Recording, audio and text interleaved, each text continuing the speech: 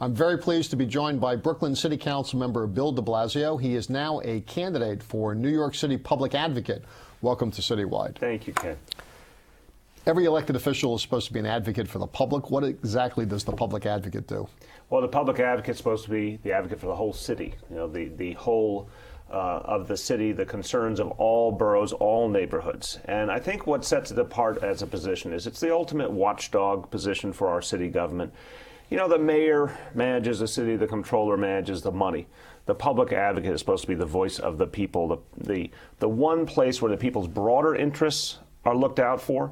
Now, the powers of the office, as you know, it's an interesting mix, will be charitable to the people who created it. There's a legislative element. You preside over the council, can introduce legislation, can hold hearings.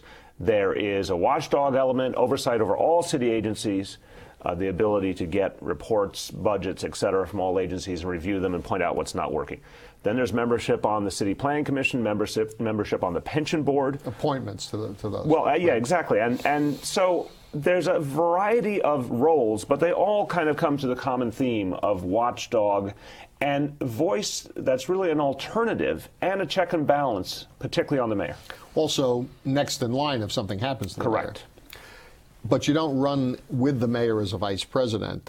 It's not one vote for both offices. People run separately. So you're independent, but follow along. It's actually, I'm glad you made the point, because it's kind of a strange concept that you're second in line, but explicitly running as a check and balance. It's kind of the reverse of what we normally would think of. So the office was created when the Board of Estimate, the old governing body for New York City, was abolished. And there was a lot of talk at that time as to whether or not the position even needed to exist. In fact, several editorial boards have suggested that it's duplicative of the work that other elected officials have. It's basically a make-work job.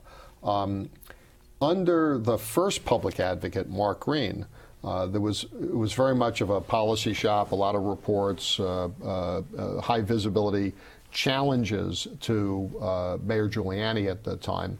Under Betsy Gottbaum, the office hasn't been as visible. She has highlighted her efforts to raise money for the city and deal with individual constituent complaints. Which model is the better model for the office? And is the office relevant at all? The office is very relevant, and I think the answer is a new model, to be honest with you. I get very upset when I hear this notion of let's take away different layers of oversight, let's take away checks and balances. People say the same thing about borough presidents. I think that's wrong, too. Borough presidents represent the interest of the borough in a way that no local council member, no mayor can. The public advocate represents the interests of the people. This city government, $60 billion annual budget, needs so much oversight, needs so many checks and balances, and I dare say particularly now, because our current mayor has a kind of political power I don't think we've ever seen before, in part due to his wealth. So those checks and balances are crucial. There just can't be enough scrutiny of what government's doing and enough ability to correct government when it's wrong. But does the office have the resources to do it in an effective way? I think so, because to me it's not, people say, oh, what's the level of staffing, what's the budget? That's not where the power is. The power is the bully pulpit. The power is being elected by all the people to represent their interests, and then to go into communities and organize communities around a set of issues. And I'm sure we'll talk soon about what the most pressing issues facing the city are, but I think that the public advocate's true power derives from how effectively you organize people around issues and provide that alternative vision to what the mayor is saying, and that check and balance on the mayor in particular. And by the way, again, that you correct any other errors that the city government is doing. In terms of the other folks who've held the job, I respect Mark and what he did when he was in office. Betsy I've worked with very closely. And I got to say, we need to appreciate just one example. Betsy Gottbaum took on the issue of food stamps in this city and recognized that there were hundreds of thousands of New Yorkers who were eligible for food stamps and weren't getting them. And that means literally families and children who could have had more and better food and weren't getting it. She helped put the issue on the map. She helped push the administration to do the right kind of outreach to communities. So yes, her style has been different than her predecessors, but I think she's gotten a lot of good work done. I want to make the office much more of an organizing platform citywide, and I think we're going to need it more than ever because the council has been rather quiet. The council has not been as independent from the mayor as was true in the past, as you know. And I think the public advocate role takes on that much more meaning. I'm going to come back to the politics of the race itself and some of the other candidates in a bit later in the show. But your observation about the council and its relationship with the mayor. Now, the mayor's popularity, while it's taken some hits recently, is still relatively high. The council is perceived as working in close cooperation with him. And no better example of that than the decision that they made together to extend the term limits law so that you and your colleagues could run for re-election, and so could the mayor. You played a pretty active role in that debate, and I'm sure that you have some pretty strong feelings both about what the mayor did and how the council responded to it. I think it was a huge mistake. I think the mayor did something that literally threatened the fabric of our democratic process here in New York City. It's one thing to say you think you deserve a third term because we're in a time economic crisis. I can understand that intellectually. But to then try and railroad it through the council in 3 weeks' time, with the special relationship he developed with Ron Lauder to take him off the playing field. I mean, you go through all the pieces that occurred here. It was a very systematic effort to make sure there wouldn't be a public debate. And a lot of us in the council thought that was wrong. And, a lot of people, of course, when they're told, hey, you can have another term in office, you can have your job for 4 more years, I'm sure some people looked at that and were very, very tempted. But a number of council members from the beginning, myself included, said that's just plain wrong. But just so people understand, you could have run for re-election pretty much unopposed if you're chosen, and you're giving up a safe seat in order to run in a competitive primary.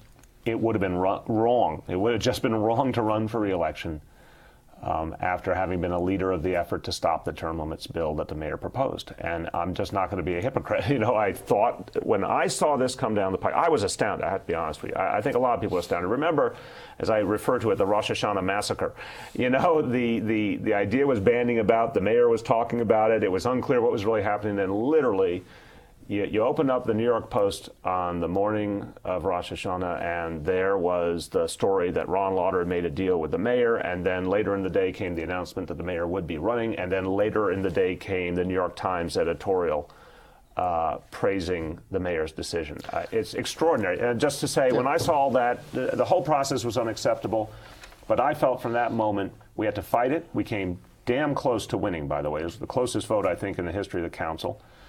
And but after that, it was just unacceptable for me to take advantage of something I didn't believe in, so I chose to run for advocate. Before the mayor went public with us, he went to visit his peer group. He went to see Ron Lauder, to see Mort Zuckerman at the Daily News, Sulzberger at the Times, Murdoch or his representatives, and all of the editorial boards sort of simultaneously came out saying, he's our guy and we want him to stay. I think a lot of New Yorkers resented the notion that folks like that were calling the shots. And in retrospect, given what's happened in the economic situation in the city and around the country, perhaps voters don't value their opinion in quite the same way that they did a few months ago. But from your point of view, what does that say about the kind of city that New York has, that a half a dozen very powerful, influential, and wealthy people can make policy for the entire city? I'm not going to say we're an oligarchy yet, but it was scary. He did meet directly with Murdoch, and you're right, that is the peer group. And I have a real critique of Rupert Murdoch to begin with, but the point is a small group of very wealthy men, all very similar in terms of their worldview, decided something was going to happen and thought there would be no democratic debate. There would be, because they would use their power, they could avoid any kind of messy democratic process and any kind of public debate. And a lot of us were determined to make sure, in fact, that win or lose, there would be a vibrant debate. There was, I think, one of the most intense. You remember the hearings held at City Hall. I thought, even though I was very, very troubled by the outcome of the whole process, those hearings were actually a very powerful moment of people expressing their democratic will. Even the day the mayor signed the bill was extraordinary. I'm sure neither one of us has ever seen like that. It went on, anything like that. It went on for 4 or 5 hours of people coming to tell the mayor directly, and most of them negatively, what they felt about what had happened. I think it was a defining moment in our city's history. So we're not an oligarchy, but we took a step closer to being one, and that's unacceptable. Do you think that the issue continues to resonate politically, Yes. both in terms of your own campaign and also in terms of the mayor's reelection chances? You'll appreciate this when I say that one of my colleagues in the middle of that, 3-week fight said that literally by the end of it, they had received 1,000 letters and phone calls and emails against the term limit bill. One council member, and that is such an unprecedented level of interest. The final poll before the vote, 89% of New Yorkers, 89% of registered voters wanted to have a referendum again. It's something of that magnitude that just happened a few months ago. That doesn't suddenly leave the public mind. I know the mayor would brag to people that it would. He thought it would, but it has not. It's a live issue. And I think we're going to have a very vibrant and contested mayoral race for that reason, for term limits, because of the property tax increase, because of the economy, for all sorts of reasons. I think we're going to have a real contested mayoral election here. We're going to talk about some of the issues that you've been involved with, and also how the electoral landscape is shaping up when CityWide continues right after this. Takeout meals for just $12.99. Call now. Sherry Pearson?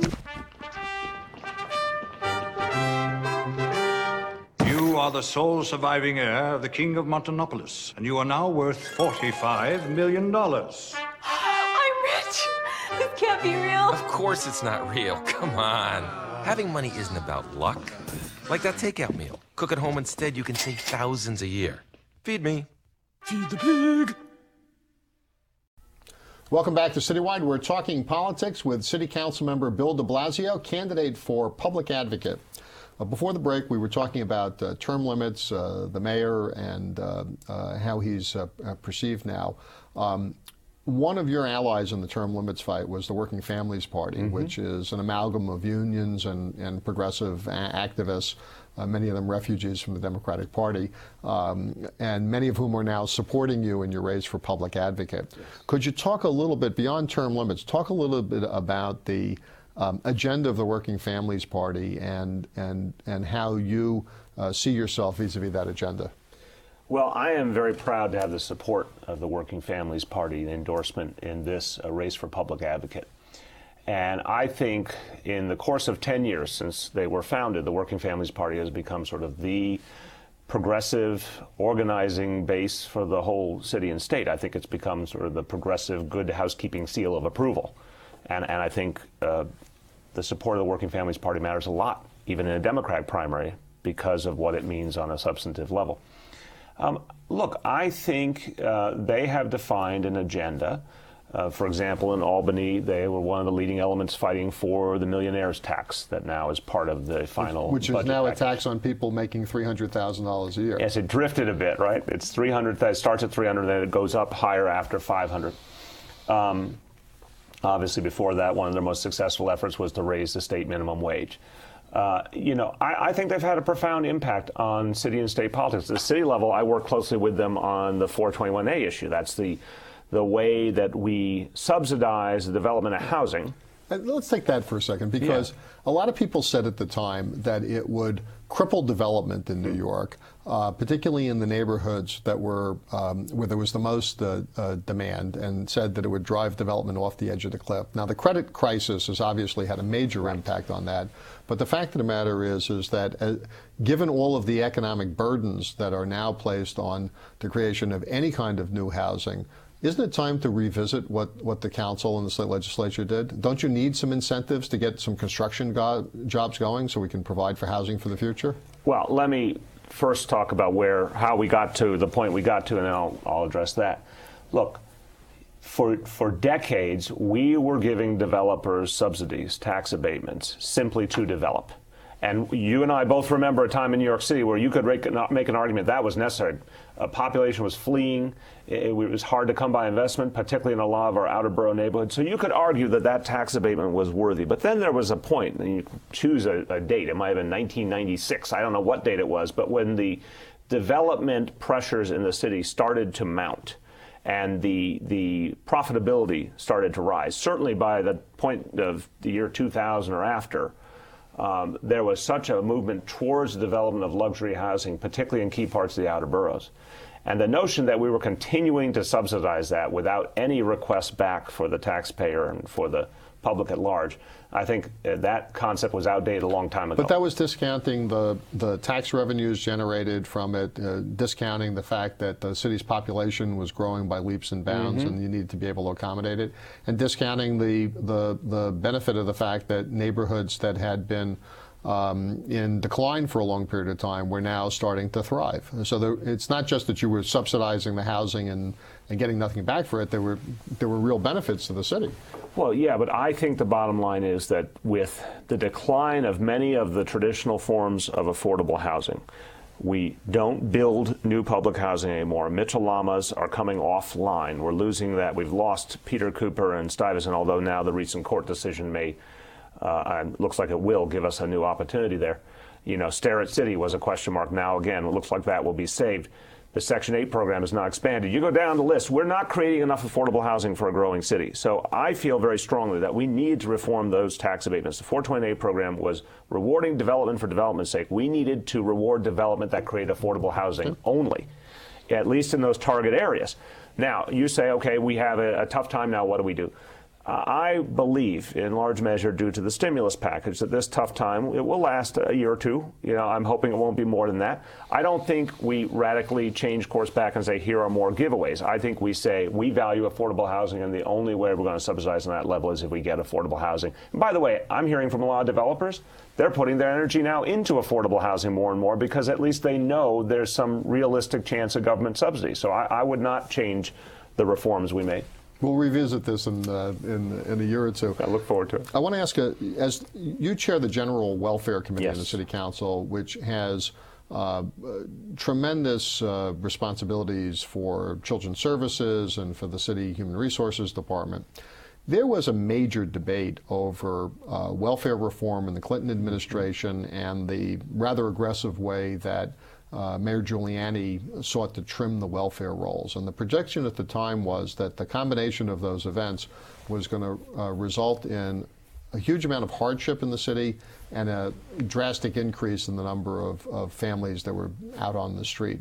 That doesn't seem to have happened. And is that because we were lucky with the economic tide rising, or were the concerns of many of the critics at the time simply misplaced? Well, we certainly got lucky with the economy. There's no question.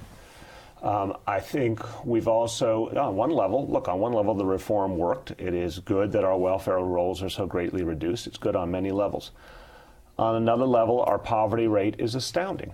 You know, depending on, I don't personally believe the federal poverty rate bears any resemblance to reality, and the mayor's commission that examined poverty policy agreed with that there needs to be a whole reestimate of what really constitutes poverty in our day and age. But I think it's a safe number to say about 1.5 million New Yorkers are at or below a realistic poverty level. A lot of them, there's some reality that because of welfare reform, there weren't other opportunities.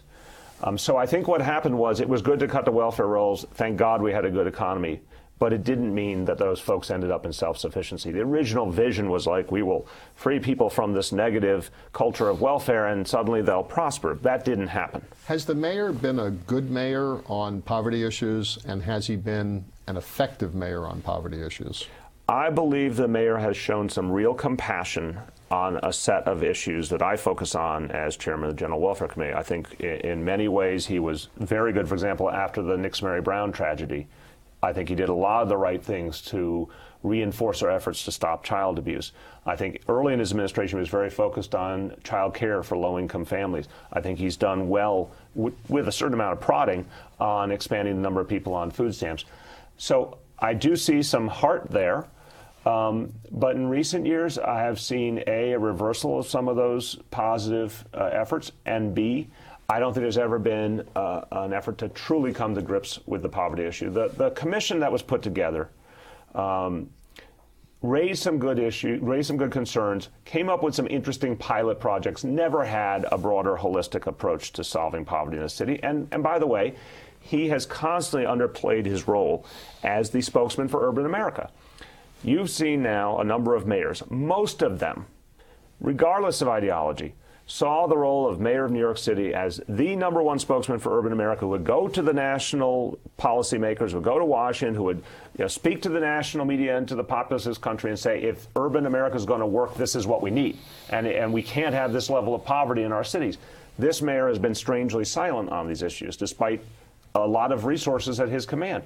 So I give him credit for some of his initiatives. I don't think he's been as effective in recent years. I think he's squandered what might have been his greatest capacity, which is to change the national policies that really could have helped us.